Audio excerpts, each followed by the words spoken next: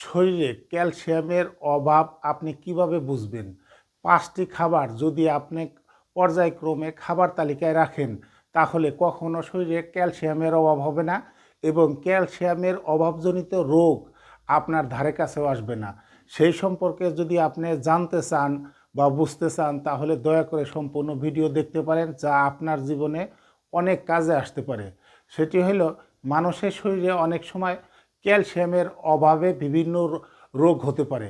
এই ক্যালসিয়ামের অভাব হলে কিছু লক্ষণ শরীরে প্রকাশ পায়। তার ১ নম্বর হলো, অনেক সময় হাত বা পায়ের, বিশেষ করে পায়ের হাঁটুর নিচের মাংসপেশিতে টান ধরে, এই যে মাসল ক্র্যাম্প বলে, এই সমস্যাটা ক্যালসিয়ামের অভাবের কারণেও হতে পারে। ২ নম্বরে হলো, দাঁত নড়বড়ে হয়ে যায়, দাঁতের মাড়ি নরম হয়ে যায়, দাঁতে বিভিন্ন প্রকারের রোগের সংক্রমণ হতে পারে এই ক্যালসিয়ামের অভাবে। ক্যালসিয়াম এর যদি অভাব হয়, দাঁতের বিভিন্ন সমস্যায় আপনি আক্রান্ত হতে পারেন। ৩ নম্বর হলো, মেজাজ খিটখিটে হয়ে যাওয়া, অমনোযোগী, কাজকর্ম করতে ভালো লাগে না, এটি ক্যালসিয়ামের অভাবে হতে পারে। শরীরের ত্বক শুষ্ক হয়ে যাওয়া, অনেকেরই শরীরের ত্বক শুষ্ক হয়ে যায় এবং বিভিন্ন ধরনের চুলকানিও হতে পারে এই ক্যালসিয়ামের অভাবের কারণে। বিশেষ করে মুখ, হাত পা যদি শুষ্ক ভাব আপনার থাকে, তাহলে ক্যালসিয়ামের অভাবের কারণে হতে পারে। তারপরে প্রচণ্ড দুর্বলতা বা ক্লান্তি ভাব, এটি ক্যালসিয়ামের অভাবে হতে পারে। হাড়ের ব্যথা, মানুষের যে শরীরে হাড় আছে, এই হাড়ের যদি ব্যথা আপনি অনুভব করেন, তাহলে আপনি ধরে নিতে পারেন শরীরে ক্যালসিয়ামের অভাব হলেও হতে পারে। সর্বশেষ হলো, হাতের পায়ের আঙ্গুলের যে নখগুলি আছে, এই নখগুলি ভঙ্গুরতা, অর্থাৎ ভেঙে ভেঙে যায়। আমাদের যে নখটি বৃদ্ধি পায়, এই নখ ভেঙে ভেঙে যায়, একে বলে নখের ভঙ্গুরতা। এছাড়া আরও অনেক কারণ থাকতে পারে, আমি প্রধান প্রধান কয়েকটি এই ক্যালসিয়ামের অভাব যদি থাকে, এই লক্ষণগুলি শরীরে প্রকাশ পেতে পারে।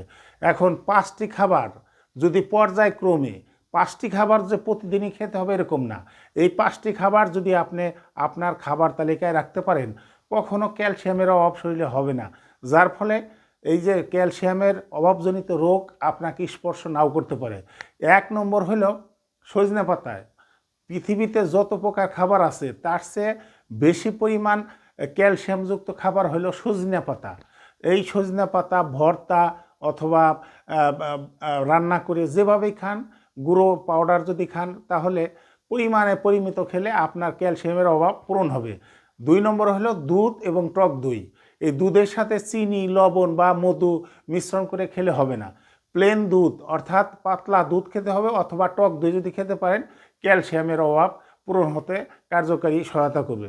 তারপরে হলো সাদা তিল, আমাদের বাজারে তিল পাওয়া যায়, এই সাদা তিল ক্যালসিয়ামের চাহিদা পূরণ করতে সক্ষম। কেউ যদি ১ চা চামচ করে তিল খেতে পারে, তাহলে তার শরীরে ক্যালসিয়ামের অভাব দূর হয়।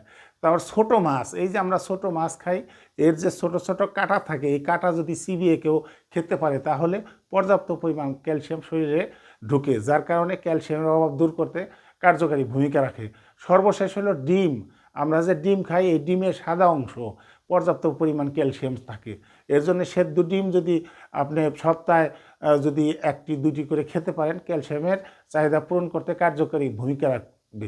এই ৫টি খাবার পর্যায়ক্রমে খাবার তালিকায় যদি থাকে, কখনো আপনার ক্যালসিয়ামের অভাব শরীরে নাও হতে পারে। ভিডিওটি যদি ভালো লেগে থাকে, অন্যকে দেখার সুযোগ করে দিবেন। ধন্যবাদ।